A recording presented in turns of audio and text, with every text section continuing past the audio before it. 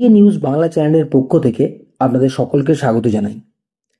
আজকের ভিডিওয়ে আমরা SSC school service কমিশনের 2016 প্যানেলের ভবিষ্যৎ সম্ভাবনার কয়েকটি দিক আলোচনা করতে চাই।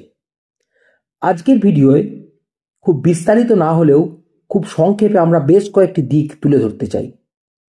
আমাদের আজকে এই ভিডিওয়ে যে বিষয়গুলি আমরা আলোচনা করব সেটা হলো, কেন এই প্যানেলটা ত্রিপুরা বা হরিয়ানার কেসের চেয়ে আলাদা।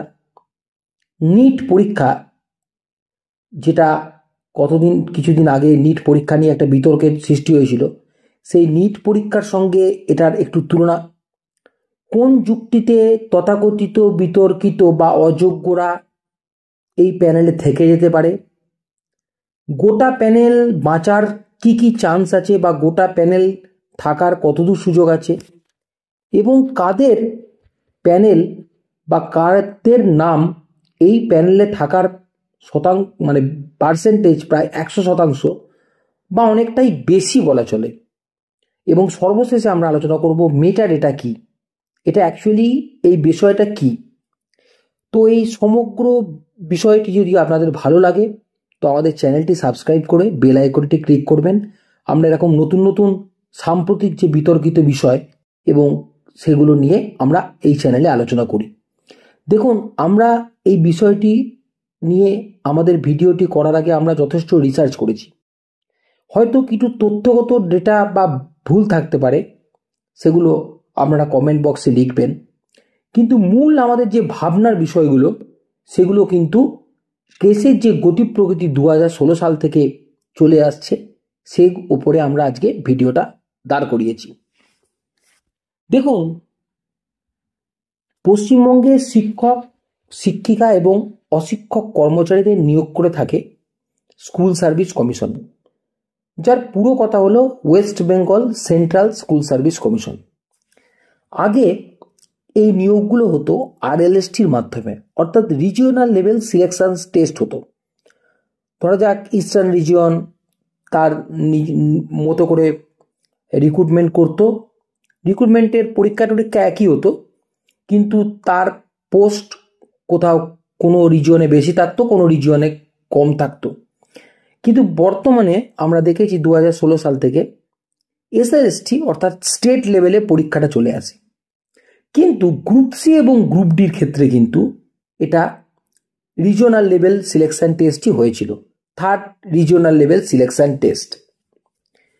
2016 সালে পশ্চিমবঙ্গে স্কুল সার্ভিস কমিশন এই 4টে ক্যাটাগরির অ্যাড দেয়: গ্রুপ সি, গ্রুপ ডি, 11, 12 এবং 9, 10। এবং 2017 পরীক্ষা হয়, 18 সালে নিয়োগ হয়। এই নিয়োগ নিয়ে বিভিন্ন সমস্যা এবং বিতর্ক প্রথম থেকেই দানা বেঁধেছিল। তথাকথিতভাবে এই প্যানেলটার বিশেষ কিছু দিক নিয়ে অনেকে প্রশ্ন তোলেন। ভবিষ্যতে এই প্যানেলটার কি হতে চলেছে সেটা কিন্তু আমরা কেউ জানি না, কিন্তু আজকের বেশ কিছু সম্ভাবনা বা কি করলে আরো ভালো সেটা আমরা আলোচনা করব। দেখুন, 2019 সালে যখন এই প্রথম হাইকোর্টের সিঙ্গেল বেঞ্চে কেস হলো বিচারপতি গাঙ্গুলির এজলাসে, তখন কিন্তু প্রথমেই CBI এর হাতে কেসটি যায়নি। প্রথমে কোর্ট মনিটরিংয়ে একটা কমিটি গঠিত হয়েছিল, যার নাম রঞ্জিত বাগের নেতৃত্বে বাগ কমিটি। সেই বাগ কমিটি কিন্তু তার রিপোর্টে বিভিন্ন অ্যাবনর্মালিটিস এবং বিভিন্ন অসঙ্গতিপূর্ণ জিনিস কিন্তু প্যানেলের ক্ষেত্রে তুলে ধরে। যেমন নিয়োগের ক্ষেত্রে এক্সপায়ার প্যানেল নিয়োগ করা হয়েছিল, র্যাঙ্ক জাম্প হয়েছিল, আউট অফ প্যানেল নিয়োগ হয়েছিল, পরীক্ষা না দিয়ে চাকরি হয়েছিল, এই ধরনের নানা অভিযোগ। পরবর্তীকালে হাইকোর্ট এই কেসটা CBI এর হাতে ট্রান্সফার করে। CBI এর হাতে কেসটা চলে যাওয়ার পর CBI কিন্তু কোর্ট মনিটরিংয়ে কাজ করছিল। কোর্ট মনিটরিংয়ে CBI যখন তাদের ইনভেস্টিগেশন শুরু করে, তখন তারা কিন্তু বিশেষ কয়েকটি দিকের মধ্যেই তাদের ইনভেস্টিগেশন শুরু করেছিল। সেই দিকগুলো কি? মূলত rank jump, out of panel বা প্যানেল এক্সপায়ার হয়ে যাওয়ার পরে নিয়োগ, এইসব দিক। কিন্তু সিবিআইয়ের কাছে অদ্ভুত একটি মানে সেই খাজানা তাদের হাতে আসে। সেটা কি? সেটা হচ্ছে 3টে হার্ড ডিস্ক, যেটা নাইসা কমিউনিকেটেড অ্যান্ড প্রাইভেট লিমিটেড। এই নাইসা হচ্ছে সেই সংস্থা যাকে এসএসসি খাতা মূল্যায়নের দায়িত্ব দিয়েছিল। পরবর্তীকালে নাইসা আবার একটা থার্ড পার্টি ডাটা স্ক্যানটেক তাদেরকে খাতা মূল্যায়নের দায়িত্ব দেয়। তো এই নাইসার একজন এমপ্লয়ি, যার নাম পঙ্কজ বনসাল, তার বাড়ির ছাদ থেকে 3টে হার্ড ডিস্ক উদ্ধার করে। এই হার্ড ডিস্কটা গোটা কেসটার 180 ডিগ্রি পাল্টে দেয়। এতদিন পর্যন্ত যেটা মনে করা হচ্ছিল যে শুধুমাত্র বোধহয় র্যাঙ্ক জাম্প, এক্সপায়ার প্যানেল বা আউট অফ প্যানেল বা ইন্টারভিউর ক্ষেত্রে কিছু ম্যানিপুলেশন, এই ধরনের অভিযোগ উঠছে, কিন্তু তারপরে সিবিআই যখন তাদের মুখ বন্ধ খামে যখন তাদের রিপোর্ট জমা দেয়, তখন দেখা যায় অধিকাংশ অনেক সংখ্যক ওএমআর ম্যানিপুলেশন হয়েছে, যেটা সব থেকে বেশি গ্রুপ ডির ক্ষেত্রে, তারপরে গ্রুপ সি, 9, 10, 11, 12। আমরা যদি একটা দেখতে পাই তাহলে দেখতে পারবো যে সিবিআই ডেটা অনুযায়ী গ্রুপ ডিতে প্রায় 44.87%, গ্রুপ সিতে 38.43%, 9, 10-এ 8.5%, আর 11, 12-এ 14.47%, 47%, এরকম একটা সংখ্যা কিন্তু ম্যানিপুলেশন হয়েছে, including OMR and including other abnormalities, অর্থাৎ যেখানে rank jump, panel, out of panel এইসবগুলো রয়েছে। পরবর্তীকালে হাইকোর্টের কাছে যখন এই বিষয়গুলো পৌঁছায়, তখন হাইকোর্ট কিন্তু এসএসসির কথা এসএসসিকে বলার সুযোগ দেয়, এবং এসএসসির থেকেও তারা সিবিআইয়ের এই রিপোর্টটার উপর বেশি বিশ্বাসযোগ্যতা দিয়ে তারা কিন্তু এই যে চাকরিগুলো, বিশেষ করে ওএমআরগুলো যাদের ম্যানিপুলেট করা হয়েছে, সেইগুলোকে কিন্তু বাতিল করে দেয়। মূলত প্রায় কিন্তু গ্রুপ সি, গ্রুপ ডি প্রায় 3 মাস এবং 9, 10 2.5 মাসের মতো কিন্তু তারা কিন্তু টার্মিনেট হয়ে যায় চাকরি থেকে। এবং এটা পরবর্তীকালে যখন সুপ্রিম কোর্টে যায়, তখন সুপ্রিম কোর্টে এটা স্টে পড়ে যায়। তখন একটা কথা খুব ব্যবহার হয়েছিল, কেপ্ট ইন অ্যাবিয়েন্স, অর্থাৎ গোটা প্যানেলটা এক প্রকার স্টে অর্ডার হয়ে যায়। এই রায়টা খারিজ হয় না। আজকের ডেটেও কিন্তু হাইকোর্টের রায় অনুযায়ী 26,000 প্যানেল কিন্তু বাতিল, শুধুমাত্র স্টে আছে প্যানেলটার উপরে। তারপরে একটা সুপ্রিম কোর্টে হিয়ারিং চলে। হিয়ারিং চলার পরে তখন সেই সময়কার সুপ্রিম কোর্টের বিচারপতি যারা ছিলেন, তারা ডিভিশন বেঞ্চ নয়, প্যানেলটিকে আবার তখন ফেরত পাঠায় স্পেশাল বেঞ্চে। অর্থাৎ হাইকোর্টের একটি স্পেশাল বেঞ্চ কিন্তু প্যানেলটাকে এই বিভিন্ন যে অভিযোগগুলো আসছে এগুলোর অনুসন্ধানের দায়িত্ব দেয়, এবং এটার পুরো বিচারের দায়িত্ব চলে যায় একটি স্পেশাল বেঞ্চের ওপরে, হাইকোর্টের। সেই স্পেশাল বেঞ্চ প্রায় 3 মাস বা 4 মাস ধরে একদম রিগোরাস প্রায় ডে টু ডে হিয়ারিং চলে, এবং সেখানে সবাইকে পার্টি করা হয়, সবাইকে বলার সুযোগ দেওয়া হয়। তারপরে প্রায় 3 মাস পর যখন শুনানি চললো, সবাইকে পার্টি করলো, তারপরে বিচারপতি দেবাংশু বসাক এবং বিচারপতি সব্বার ঋষিদির ডিভিশন বেঞ্চ বা স্পেশাল বেঞ্চ যাই বলুন আপনারা, তারা কিন্তু গোটা প্যানেলটাকে বাতিল করে দেয়। তখন কিন্তু আমাদের সবার মধ্যে একটা টনক নড়ে বসলো, বা আমরা সবাই খুব অবাক হয়ে গেলাম এই রায়টায়, যে কেন প্যানেলটা বাতিল হলো। তারা 17টি যুক্তি দিয়েছিল। সেই 17টি যুক্তি যদি আমরা দেখি, যে 4টে ক্যাটাগরিতে শূন্যপদের থেকেও বেশি নিয়োগ, মেয়াদ উত্তীর্ণ প্যানেলে নিয়োগ, প্যানেলে যারা চাকরি পেয়েছে বা যাদের নাম আছে তাদের কাট অফ মার্কস, মানে তারা অ্যাকাডেমিক্সে কত পেয়েছে, তারা ইন্টারভিউতে কত পেয়েছে, তারা রিটেনে কত পেয়েছে, সেটা প্রকাশিত হয়নি। খালি ওএমআর সিট জমা দিয়ে চাকরি হয়েছে। বেআইনিভাবে নাইসাকে টেন্ডার দেওয়া হয়েছে। আমরা জানি যে ইউপি গভর্নমেন্ট একটা সময় নাইসাকে একটা ব্ল্যাকলিস্টেড সংস্থা করে দিয়েছিল, তারপরেও নাইসা কেন টেন্ডার পেল? ওএমআর স্ক্যান করা হয়েছে এসএসসির অফিসে, ডাটা স্ক্যানটেকের যারা ডাটা স্ক্যানটেক যারা ওএমআর স্ক্যান করেছে এসএসসির অফিসে, এই বিষয়ে যখন হাইকোর্ট জানতে চেয়েছিল বর্তমান এসএসসি চেয়ারম্যানকে, তখন উনি বলেছিলেন আমি এই বিষয়টা জানি না। এটা বড় অদ্ভুত লেগেছে হাইকোর্টের কাছে। এসএসসি সার্ভারে সিবিআই কোনো স্ক্যান্ড বা মিরর ইমেজ পায়নি, স্ক্যান্ড মিরর ইমেজ পায়নি। এবং অদ্ভুতভাবে এসএসসি যখন বলছে আমাদের কাছে কোনো খাতা নেই, বিধানসভা আইন পাস হয়ে 1 বছর হার্ড কপি রাখার দায়িত্ব, 1 বছর পরে আমরা হার্ড কপি ন্যাচারালি ডিস্ট্রয় করে দিয়েছি। কিন্তু সেই সময়ের পরে যখন কয়েকজন প্রার্থী আরটিআই করেছিল, তখন কিন্তু আরটিআই রিপোর্ট কিন্তু এসএসসি জমা দিয়েছিল। তাহলে সেটা কিভাবে দিয়েছে, সেই প্রশ্নটাও কিন্তু হাইকোর্টের সামনে একটা গুরুত্বপূর্ণ প্রশ্ন হিসেবে উঠে এসেছিল। এবং স্ক্যান কপি না রেখে আসল ওএমআর সিট নষ্ট হয়ে গেল এবং প্যানেলের নাম নেই এরকম ব্যক্তিও নিয়োগ পেয়েছে। র্যাঙ্ক জাম্প করেছে কারোর, ধরুন প্যানেলে 39-এ নাম থাকার কথা, অ্যাকর্ডিং টু মেরিট সে 9-এ চলে এসেছে, এরকম কেস হয়েছে। নিচু র্যাঙ্কদের উপরে নিয়ে যাওয়া হয়েছে। রিক্রুটমেন্ট রুলস ঠিকঠাক মানা হয়নি। রিজার্ভেশনসের ক্ষেত্রে যে রুলসগুলো আছে সেগুলো নিয়েও প্রশ্ন উঠেছে। অবৈধ নিয়োগপত্রদের জন্য সুপার নিউমেরিক পোস্ট তৈরি, এটা নিয়ে বিস্তারিত আলোচনা হয়েছে যে সুপার নিউমেরিক পোস্ট পরবর্তীকালে সুপার নিউমেরিক পোস্ট কারা তৈরি করতে চেয়েছিল তাদের এগেনস্টে কেস হয়েছে। বেআইনিভাবে নিয়োগের মোট সুবিধাভোগী কত এখনো অধরা তারা, যে রাজ্য এসএসসি পর্ষদের বক্তব্যের ক্ষেত্রে তাদের কাছে অবাস্তব মনে হয়েছে। এরকম বিভিন্ন ইস্যুতে হাইকোর্ট কিন্তু গোটা 26,000 প্যানেল যোগ্য অযোগ্য নির্বিশেষে কিন্তু প্যানেলটাকে বাতিল করে দিয়েছে।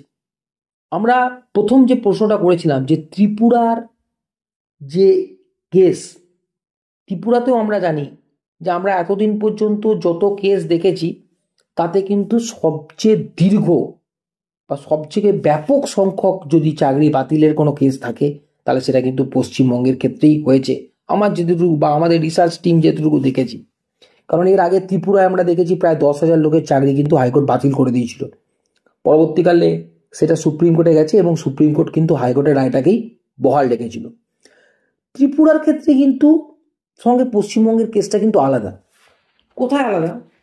ত্রিপুরায় কিন্তু কোনো রিটেন টেস্ট হয়নি, জাস্ট ভাইবার ভিত্তিতে নিয়োগ করা হয়েছিল। এবার ভাইবার ভিত্তিতে কিছু প্রার্থীর অভিযোগ কী ছিল, যে তাদের একাডেমিক স্কোর অনেক ভালো হওয়ার পরেও তাদের ভাইভাতে খুব কম নম্বর দেওয়া হয়েছে। কিন্তু পশ্চিমবঙ্গে কিন্তু রিটেন টেস্ট হয়েছে এবং রিটেন টেস্ট কিন্তু 4টে ক্যাটাগরিতেই হয়েছে, 4টে ক্যাটাগরিতেই রিটেন টেস্ট হয়েছে। সে গ্রুপ ডি, গ্রুপ সি, 9, 10, 11, 12 4টে ক্যাটাগরিতেই পশ্চিমবঙ্গে রিটেন টেস্ট হয়েছে।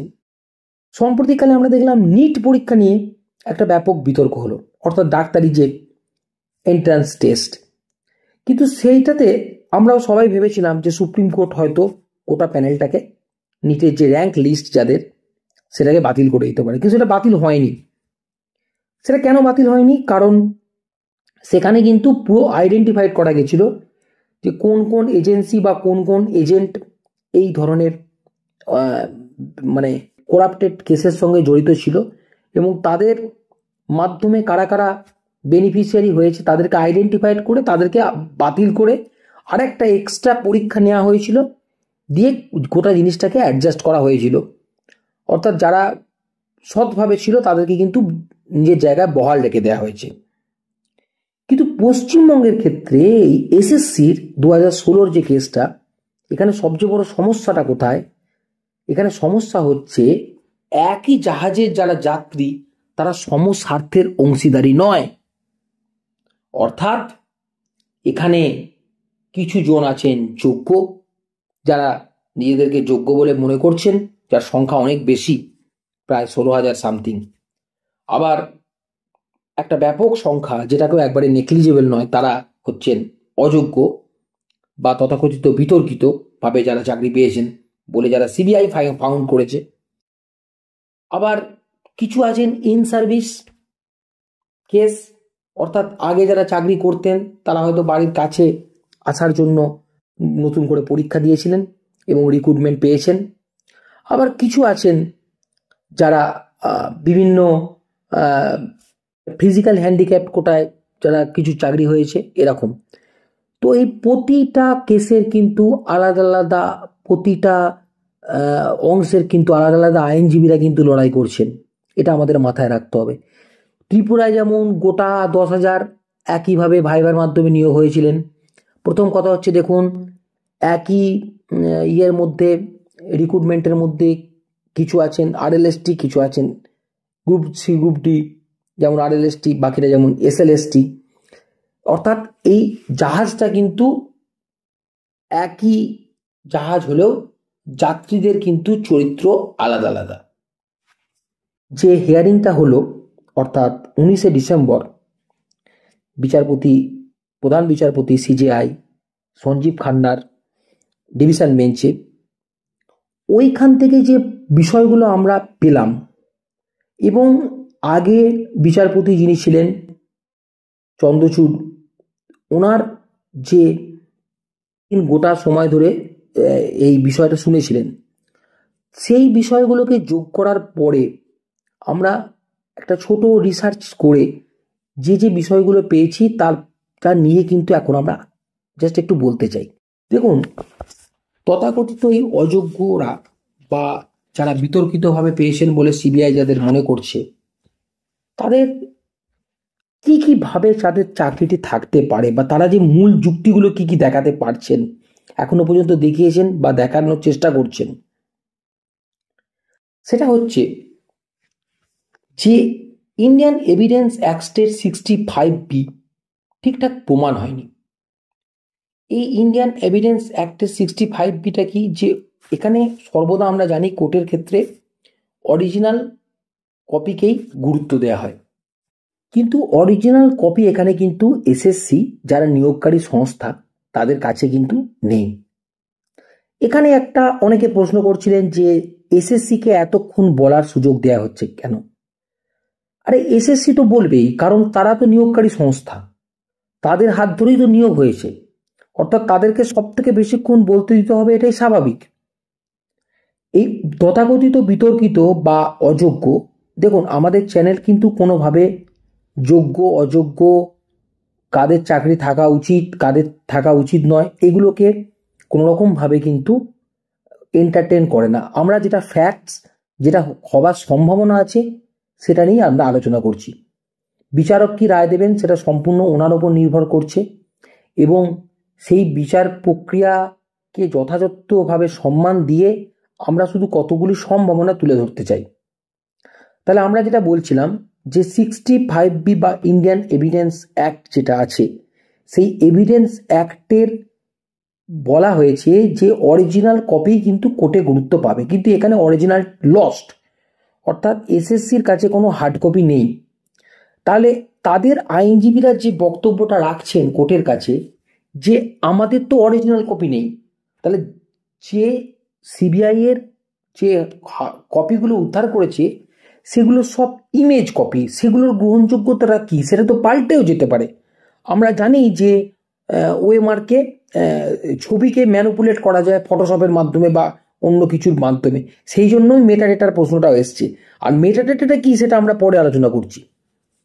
তাদের দ্বিতীয় যুক্তি হচ্ছে যে ওএমআর যে ভুল সেটা হতে পারে, এ সংক্রান্ত হাইকোর্টেও আমরা দেখেছি অবজারভেশনে বা হাইকোর্টের মানে যখন এই কেসটা চলছিল হাইকোর্টে, তখন একই ব্যক্তি, তার নাম আমরা করছি না মানে ইয়ের কারণে, নিরাপত্তা বা অন্যান্য কারণে, তার কিন্তু দুটি ওএমআর পাওয়া গেছে। তাহলে একটা ব্যক্তির যদি দুটি ওএমআর পাওয়া যায় এবং একই মানে ক্যাটাগরিতে 9-10-এ একই কিউআর কোড নাম্বার, একই বারকোড নম্বর, একই ইনভিজিলেটরের সিগনেচার, একই সেন্টার কোড, দুটো ওএমআর পাওয়া গেছে, তাহলে ওএমআর এর বিশ্বাসযোগ্যতাটা নিয়ে যে প্রশ্নটা উঠছে সেটা একবারে ফেলে দেওয়ার মতো নয় তাদের যুক্তি। এবার তারা আরেকটা কথা বলছে যে ওএমআর সংরক্ষণের যে দায়িত্ব সেটা এসএসসি বিধানসভায় আইন পাস করে 1 বছর করে দিয়েছিল হার্ড কপি রক্ষণাবেক্ষণের দায়িত্ব। তাহলে 1 বছর পর ডিস্ট্রয় করে দিয়েছে, 1 বছরের মধ্যে কেসটা হয়নি, তাহলে ন্যাচারালি এসএসসি তো দায়ভার নেই। 1 বছর পরে ওএমআরটা কোথা থেকে পাওয়া গেল, ছাদ থেকে না অন্য কোথা থেকে, সেটা নিয়ে তাদের ব্যাপারটার মানে অতটা গুরুত্ব তারা দিতে চাইছে না। নয় স্যার, পবন বনসাল কিন্তু এক্স এমপ্লয়ি, সে কিন্তু সংস্থার কর্ণধার নন। তাহলে একজন এক্স এমপ্লয়ি তার কাছ থেকে পাওয়া কোনো জিনিসের বিশ্বাসযোগ্যতাটা কতটা সেটা নিয়েও কিন্তু প্রশ্ন তুলছে। সর্বোপরি এসএসসি কিন্তু নিয়োগকারী সংস্থা, এবং এসএসসি যদি যেটা বলবে তার কথার কিন্তু গুরুত্ব দিতেই হবে। সে যখন বলছে তাদের কাছে কোনো তথ্য নেই, তাহলে কিসের ভিত্তিতে সেগ্রিগেশনটা করা হবে? তথ্যই যখন নেই তাহলে সিবিআই এর দেওয়া তথ্যের ভিত্তিতেই সেগ্রিগেশন করা হবে। আর এই প্রসঙ্গে আরেকটা কথা সব থেকে বেশি গুরুত্বপূর্ণ, আগের দিন মাননীয় সঞ্জীব খান্নার ডিভিশন বেঞ্চে যখন হিয়ারিং চলছিল, একজন আইনজীবী কিন্তু সরাসরি বললেন যে তিনি 300 জনের হয়ে সম্ভবত সওয়াল করছিলেন, বললেন আমার যে 300 জন যারা মক্কেল তাদের কিন্তু ওএমআর এগুলো নয়। এবং ঠিক তখনই বিচারপতি বললেন আমি এই আশঙ্কাটাই করছিলাম, অর্থাৎ ওএমআর এর যথাযোগ্যতা সত্যতা নিয়ে কিন্তু প্রশ্ন উঠছে। তাহলে কি প্যানেলটি বাতিল হবে? সমগ্র প্যানেল বাতিল হয়ে যাবে? না, পুরোপুরি এই দিকটাতেও আমরা ফোকাস করছি না। আমরা আরেকটি সম্ভাবনার পার্ট এখানে তুলে ধরছি, যে প্যানেল থাকার কারণ। দেখুন, প্যানেল থাকার কারণ বলতে আমরা এটা বলেছি, যখন এই বেঞ্চে এই কেসটা যখন চন্দ্রচূড় স্যার যখন রিটায়ার করলেন, তারপরে যখন সঞ্জীব খান্না বিচারক হিসেবে সিজিআই এর দায়িত্ব পেলেন, তখন কিন্তু এই কেসটা যখন প্রথম দিন 5 মিনিটের মতো হিয়ারিং হয়েছিল, তখন তিনি বলেছিলেন এই কেসটার দুটো দিক আমি শুনবো, অহেতুক জটিলতা করে লাভ নেই। একটা দিক প্যানেল থাকবে না থাকবে না, দুটি দিক সেগ্রিগেশন করা যাবে কি যাবে না। একটা দিক পরিষ্কার, আমি একটা কথা বারবার যেটা বলতে চাই, যে একটা জাহাজের কিন্তু যাত্রীরা সবাই সমস্বার্থের অংশীদার নয়। সবাই চায় প্যানেলটা থাকুক, কিন্তু সবার এই প্যানেলটা চায় থাকলেও তাদের দাবি বা তাদের মানে অবজারভেশন বা ভিউ কিন্তু এক রকম নয়। কারণ আমরা জানি অলরেডি অযোগ্য যোগ্য তাদের আলাদা আলাদা আইনজীবী এবং তারা আলাদা আলাদা বক্তব্য রাখছেন। এই প্যানেলটি থাকার পেছনে যোগ্যদের যুক্তি যত বেশি বলিষ্ঠ হবে, তত অযোগ্যদের যুক্তি কিন্তু দুর্বল হতে হবে। আর অযোগ্যদের যুক্তি যত বলিষ্ঠ হবে, তত কিন্তু যোগ্যদের যুক্তি দুর্বল হয়ে যাবে। যোগ্য যারা আছেন, যাদের সংখ্যাটা অনেক বেশি, তাদের কি কি যুক্তি বা তাদের কি কি মানে পয়েন্ট যেগুলো খুব স্ট্রং আছে, সেগুলো আমি এবার যদি একটু আলোচনা করি। দেখুন, হাইকোর্টের স্পেশাল বেঞ্চে যখন কেসটি চলছিল, তখন কিন্তু স্পেশাল বেঞ্চ সবাইকে পার্টি করে সময় দিয়েছিল খাতা চ্যালেঞ্জ করার, যে আপনাদের যদি মনে হয় এই ওএমআর সিটগুলি আপনাদের নয়, আপনারা চ্যালেঞ্জ করুন এবং বলুন যে এই ওএমআরগুলি আপনাদের নয়। তখন কিন্তু অদ্ভুতভাবে অধিকাংশই, বলতে গেলে 100%ই তারা কিন্তু চ্যালেঞ্জ করতে আসেননি। এটা কি প্রমাণ করে? এটা প্রমাণ করে যে আমি তাহলে যদি ধরুন কোনো একটা জিনিসকে যদি আমি মেনে নিচ্ছি, তার মানে এক প্রকার মেনে নেওয়া, আবার এক প্রকার না মেনে নেওয়া বোঝায়। যাই হোক, তারা কিন্তু কেউ চ্যালেঞ্জ করেনি, মেনে নিক বা না নিক, তারা কিন্তু কেউ চ্যালেঞ্জ করেনি। আর ক্যাটাগরি ওয়াইজ যদি আপনি দেখেন, তাহলে করাপশানের ইআই যে করাপশানটা পেয়েছে সেটা 9-10 মাত্র 8.5%, আর 11-12 14.47%। তাহলে এটা তো ঠিক যে 8.5% যদি আমরা বাদ দিই, তাহলে 92% সিবিআইয়ের দিক থেকেও যোগ্য, কোর্টের দিক থেকেও যোগ্য, আর এসএসসির দিক থেকেও যোগ্য। আর 11-12-এ যদি 14% আমরা বাদ দিই, তাহলে বাকি মূলত প্রায় 85%-এর ওপর তারাও কিন্তু সবার কাছেই তারা কিন্তু যোগ্য। তাহলে 85% মানুষ বা 92% মানুষ একটা প্যানেলে যদি যোগ্য হয়, তাহলে সেই প্যানেলটা কিসের ভিত্তিতে বাতিল হবে? আমাদের তো বিচার ব্যবস্থা এরকম বলাই আছে যে হাজার দোষী শাস্তি পাক, কিন্তু একজন নিরপরাধ মানুষ যেন শাস্তি না পান। এই বড় যুক্তিটা, তার সঙ্গে হিউম্যানিটেরিয়ান একটা বড় গ্রাউন্ড কিন্তু তুলে ধরার চেষ্টা করা হচ্ছে এনাদের তরফ থেকে। এই ক্ষেত্রে প্যানেলটা রিসাফেলও করা যেতে পারে। ধরুন যাদেরকে পুরোপুরি মার্ক করা গেল যে এরা অযোগ্য বা এরা বিতর্কিত, তাদেরকে বাদ দিয়ে ওয়েটিং লিস্টে যারা যোগ্য প্রার্থী আছেন তাদেরকে প্যানেলে নিয়ে আসা। দেখুন, এখানে ওয়েটিং লিস্টের মধ্যেও কিন্তু সিবিআই কিছু অযোগ্য পেয়েছেন। কারণ আপনি যদি গ্রুপ সি এর তথ্যটি দেখেন, তাহলে দেখবেন গ্রুপ সি এর টোটাল রেকমেন্ডেশনের থেকেও বেশি কিন্তু ম্যানিপুলেশনের সংখ্যা, ওএমআর কিন্তু সিট বেশি আছে, এরকম একটা তথ্য কিন্তু পাওয়া গেছিল। যাই হোক, এর পরবর্তীকালে আমরা যদি দেখি যে নিট পরীক্ষা যেটা হয়েছে, সেই পরীক্ষাতেও কিন্তু গোটা প্যানেল তো বাতিল হয়নি। সেখানে যারা যারা বর্তমানে মানে আমরা দেখেছি যে ইনভেস্টিগেশনের পর যাদের যাদের গিল্টি প্রমাণিত করা হয়েছিল, তাদেরকে বাদ দিয়েই প্যানেলটা বাতিল হয়েছে। এবং যোগ্যদের তরফ থেকে আর একটা বড় যে যুক্তি, সেটা হচ্ছে আমাদের যে মানে একটা যে সাজেশন বলতে পারেন, সেটা হচ্ছে সবাই যোগ্যরা যদি এটা ডিম্যান্ড করেন যে আমরা এই ওএমআর সিটগুলোকে মেনে নিচ্ছি, এই ওএমআর সিটগুলো আমার, এই যুক্তিটা কিন্তু আগের দিন সেভাবে খুব বেশি দেখানো হলো না। আমাদের যে রিসার্চ টিম আছেন তারা কিন্তু গোটা আগের দিনের হিয়ারিংটা আমরা শুনেছি।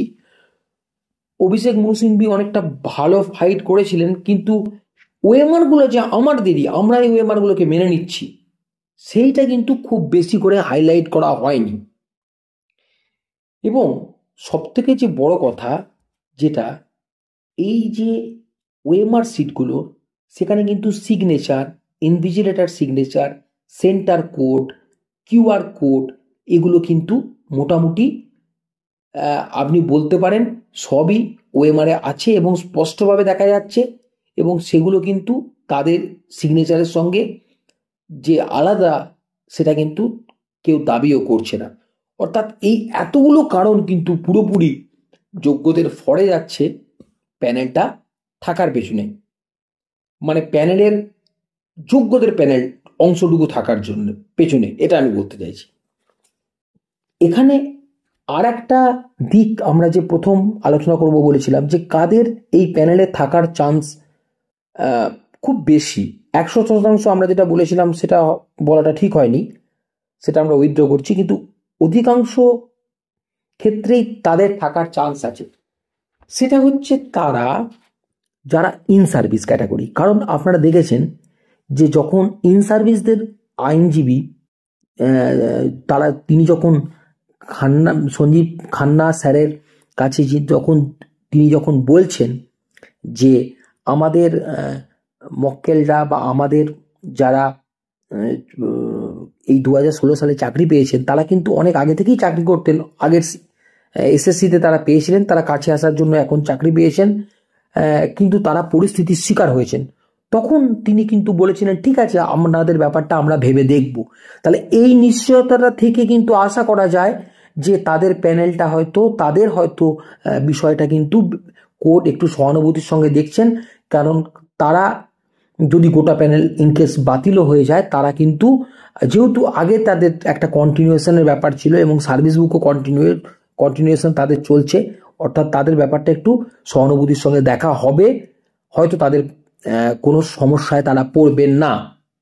এরপরে আমরা আসি আমাদের আজকের ভিডিওর লাস্ট পোর্শন, মেটাডেটা। যেখানে অরিজিনাল লস্ট, সেখানে কিন্তু আপনাকে পারস্পরিক তথ্য প্রমাণের ভিত্তিতেই কিন্তু দেখতে হবে যে আপনার ডেটা বা এভিডেন্স যেটা, সেটা কতদূর সঠিক। বা কতটা গ্রহণযোগ্য। দেখুন, metadata is the data that provides information about the other data. In other words, metadata is a set of attributes or descriptive information about a particular piece of data, such as document, image, video, audio file, etc. দেখুন, actually metadata কি এটা নিয়ে বিস্তারিত আলোচনা হওয়ার কোনো দরকার নেই। একটা ছোট্ট উদাহরণের মাধ্যমে আমি আপনাদেরকে বুঝিয়ে দিচ্ছি। ধরুন, আপনি আপনার মোবাইলে একটি ফটো তুললেন, দিয়ে আপনি ফটোটার অথেন্টিসিটি নিয়ে কেউ প্রশ্ন তুলছে। আপনি যদি সেই ফটোটার উপরে ক্লিক করেন, দেখবেন একটা প্রপার্টিজ অপশন আছে। সেই প্রপার্টিজ অপশনে আপনি যদি যান, তাহলে আপনার ফটোটির ইমেজ সাইজ কত, মানে ধরুন আপনার ফটোটার ইমেজ দেখাচ্ছে 3 MB। ফটোটি কোন ডেটে ফটোটি তোলা হয়েছে, ফটোটি ইভেন জিপিএস এর মাধ্যমে আজকালকার দিনে এটাও বোঝা যায় ফটোটি কোন লোকেশনে তোলা হয়েছে, এবং অল ডেটা সিকিওর থাকছে। এই ডেটাটাকে আমরা খুব সংক্ষেপে বলতে পারি মেটাডেটা। তাহলে এই ওএমআর যেগুলো, এগুলোর মেটাডেটা নিশ্চয়ই উদ্ধার করা সম্ভব। সেজন্যই বিচারপতি অবজারভেশন করেছেন যে এই মেটাডেটাটা যদি উদ্ধার করা যায়, অর্থাৎ এই মেটাডেটার মাধ্যমে কিন্তু এই ওএমআর সিটগুলোর অথেন্টিসিটিটা অনেক ভালোভাবে জাজ করা যায়। তাহলে আজকের যে এই ভিডিওতে আমরা যে এই বিষয়গুলো আলোচনা করলাম, এটা আজকে পর্যন্ত আমাদের অবজারভেশন। পরবর্তী দিনে আমরা যখন আরও কিছু তথ্য পাবো, তখন আমরা আরও একটা ভিডিও করব এই সংক্রান্ত। এবং সেটার জন্য আপনারা যদি আপনাদের আজকের যদি এই আলোচনা আমাদের ভালো লেগে থাকে, আপনারা আমাদের চ্যানেলটিকে সাবস্ক্রাইব করুন আর বেল আইকনটি ক্লিক করুন নতুন নতুন এই ভিডিওটা বা এই ধরনের ভিডিও পেতে। 7ই জানুয়ারি এই কেসটার পরবর্তী হিয়ারিং আছে, আমরা সবাই জানি। আমরা অপেক্ষায় আছি অধীর আগ্রহে যে 7ই জানুয়ারি এই সম্ভবত এই কেসটি প্রথম কজ লিস্টেই রয়েছে। 7ই জানুয়ারি এই কেসটি হিয়ারিংয়ের পরে বা এটা কত তাড়াতাড়ি এর কি প্রোগ্রেস হচ্ছে, সেগুলো আমরা পরবর্তী ভিডিওতে আমরা কিন্তু আপডেটটা দিতে থাকবো। Thanks for watching and listening also.